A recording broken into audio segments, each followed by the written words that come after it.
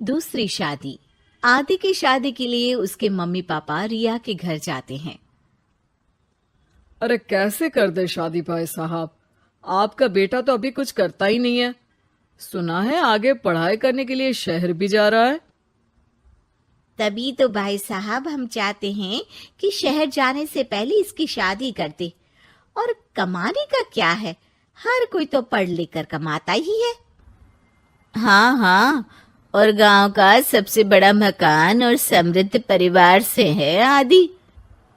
मुझे तो समझ में ही नहीं आता, इतनी जल्दी शादी।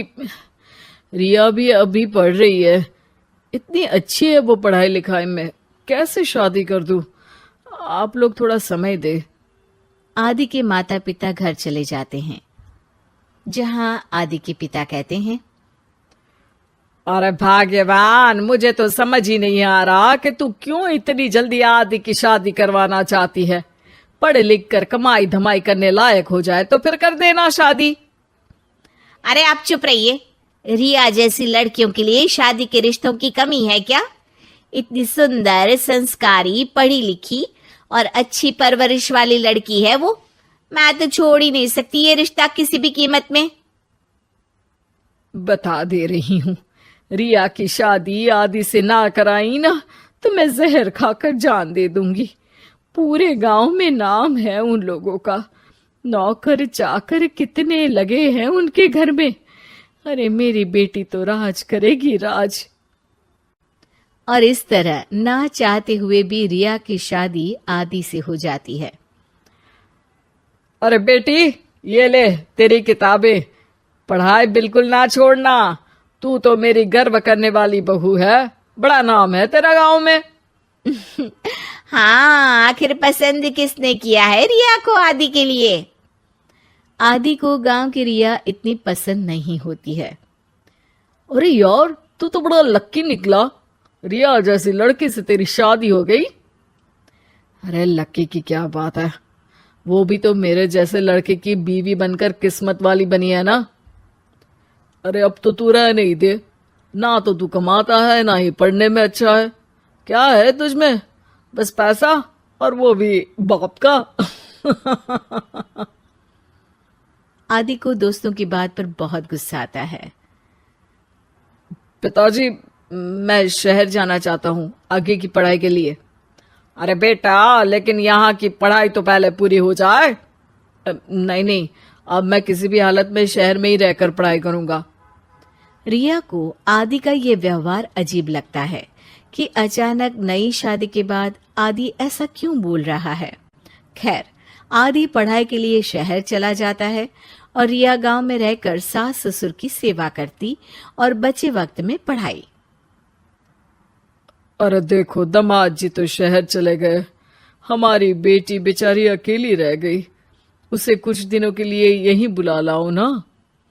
रिया की माँ रिया के ससुराल उसे लेने जाती है कि उसके सास ससुर कहते हैं, अरे नहीं नहीं बहन जी, हमारा मन तो रिया के बिना नहीं लगेगा। हाँ माँ, इनको तो शहर जाना ही था पढ़ाई के लिए, बस थोड़ा पहले चले गए। माँ खाली हाथ वापस आ जाती है। आदि शहर में मन लगाकर पढ़ाई करता है और इंजीनियरिंग के लिए दाखिला ले लेता है, तो वहीं रिया भी एमए की पढ़ाई में प्रवेश लेकर समाज सेवा में मन लगाती है। तुझे देखकर लगता है कि मैंने तेरे साथ ठीक नहीं किया बेटी। शादी तो करवा दी, लेकिन पति का साथ नहीं मिला। अरे तो क्या हुआ, जैसे मैं अपने माँ पापा के साथ थी वैसे अब आप दोनों के साथ हूँ, है ना? सास खुश हो जाती है। अरे सुनो, बहू आदि लौट रहा है शहर से, वो कल आ जाएगा, तुम लोग तैयारी कर लो। रिया ये सुनकर खुश हो जाती है। वो सोच लेती है कि अब वो कुछ दिनों तक आदि के साथ क्वालिटी टाइम बिताएगी। लेकिन जब आदि घर आता है तो उसके साथ होती है एक शहर की लड़की जो जींस और टॉप में होती है।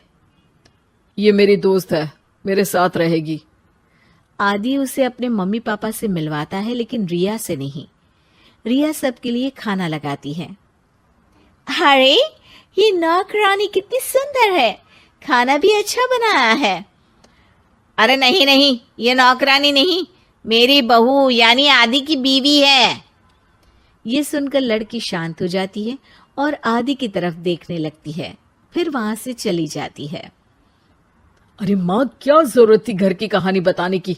देखा, अब वो बुरा मान गई ना।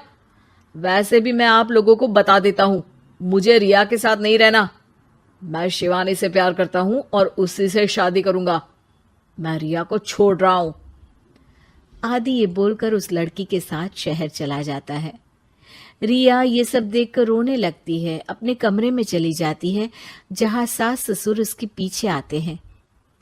हमें माफ कर दे बेटा। वो दोनों उसके सामने हाथ जोड़ते हैं। आप लोग ऐसा क्यों बोल रहे हैं? ये तो मेरी किस्मत थी, पर अब मैंने सोचा है कि मैं भी आगे पढ़ाई करके आगे बढ़ूंगी। रिया पढ़ाई लिखाई करके पूरे जिले की कलेक्टर बनती है। आदि उसे छोड़कर शिवानी से शहर में ही शादी कर लेता है। फिर एक दिन रिया के ससुराल में, अरे बेटी रिया, तुझसे मिलने कोई आया है। कौन है माँ? हमें आपकी बहू के बारे में सब पता है। मैं आप लोगों से अपने बेटे के लिए आपकी बहू का हाथ मांगने आई हूं।